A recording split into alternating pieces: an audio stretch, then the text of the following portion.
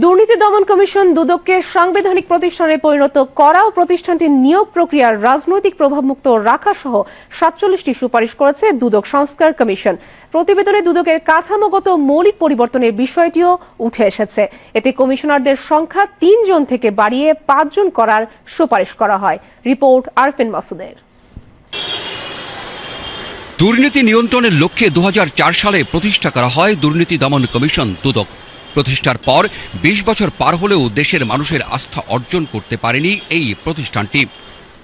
সরকারি এই প্রতিষ্ঠানটিকে আরও কার্যকরী ও মানুষের আস্থা অর্জনের সক্ষমতা বৃদ্ধির লক্ষ্যে অন্তর্বর্তীকালীন সরকার গঠন করে দুদক সংস্কার কমিশন। গঠনের প্রায় ৩.৫ মাস পর বুধবার অন্তর্বর্তীকালীন সরকারের প্রধান উপদেষ্টা প্রফেসর ডক্টর মোহাম্মদ ইউনূসের কাছে প্রতিবেদন জমা দেয় দুর্নীতি দমন সংস্কার কমিশন। দুর্নীতি দমন কমিশনের কয়েকটি সংকটের দিক চিহ্নিত করে প্রতিবেদনে দুদক কাঠামোতে মৌলিক পরিবর্তন আনার ৪৭টি সুপারিশ করা হয়।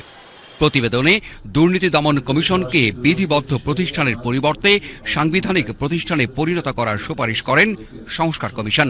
দুদকের সংস্কার ক্ষেত্রে যে বিষয়গুলো আমরা উল্লেখ করেছি তার মধ্যে প্রথম হচ্ছে যে দুদকে একটা সাংবিধানিক স্বীকৃতি আমরা চাই। দুদক আপনারা জানেন সংবিধিত প্রতিষ্ঠান, আর একটা সাংবিধানিক মর্যাদা নেই। আমরা চাই দুদকে সাংবিধানিক স্বীকৃতি প্রদান করা হোক। এছাড়াও কমিশনের নিয়োগ প্রক্রিয়ায় সরকার দলীয় রাজনৈতিক প্রভাব, দুদকের কাঠামো পরিবর্তন, ৫৪ এর ২ ধারা বাতিল সহ বর্তমান আইনে দুদকের ক্ষমতা খর্ব থাকা আইনগুলোর ক্ষমতা বৃদ্ধির সুপারিশ করে কমিশন। দুদকের কমিশনার নিয়োগের ক্ষেত্রে অনেকগুলো সুস্পষ্ট প্রস্তাবনা আমাদের করা প্রতিবেদনে আছে। তার মধ্যে অন্যতম হচ্ছে যে দুদকের কমিশনারদের সংখ্যা বর্তমানে ৩ জন আছে।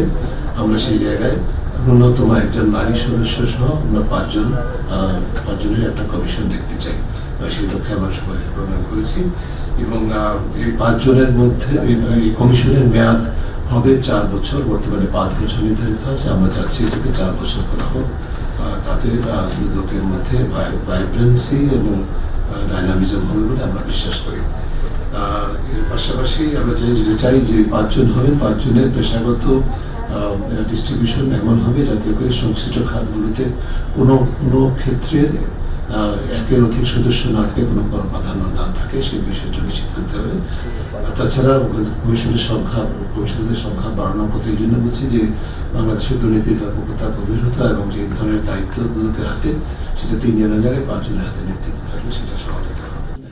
সুপারিশ প্রতিবেদনে দুর্নীতি দমন কমিশনকে দুর্নীতি এবং রাজনৈতিক ও আমলাতান্ত্রিক প্রভাব থেকে মুক্ত করার দিকগুলোতে গুরুত্ব দেয় সংস্কার কমিশন। আমরা দীর্ঘদিন দেখেছি যে এক্ষেত্রে আমলাতন্ত্র, বিশেষ করে প্রশাসনের প্রাধান্য ছিল সবসময়।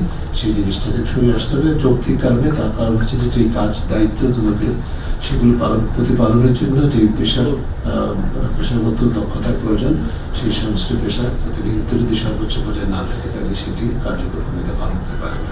কমিশনের পর্যবেক্ষণে উঠে আসে প্রতিষ্ঠান হিসেবে দুদক নিজেই ব্যাপক দুর্নীতিগ্রস্ত।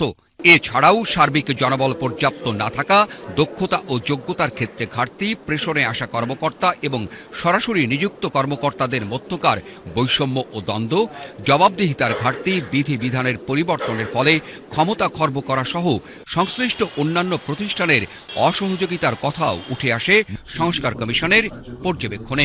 সেটার কোনো জবাবদিহিতার ক্ষেত্র বর্তমানে নেই। জবাবদিহিতার সুযোগ বর্তমানে নেই। যেটি আছে শুধুমাত্র বছরে একবার প্রতিবেদন জমা দিতে হয় রাষ্ট্রপতির কাছে, সেটা আসলে কাগজে দলিল ছাড়া কিছুই নয়। Arfin Masud, BTV news. বিষয়টি পুনর্বিবেচনা করা হয়েছে। রেস্তোরাঁ ক্ষেত্রে আগে যে ৫% মূসক প্রযোজ্য ছিল সেটাই থাকবে। তিনি বলেন, সম্পূরক কর ও অন্যান্য কর বাড়ানোর যে কথা বলা হয়েছে তা রেস্তোরাঁ ও হোটেলের ক্ষেত্রে প্রযোজ্য নয়।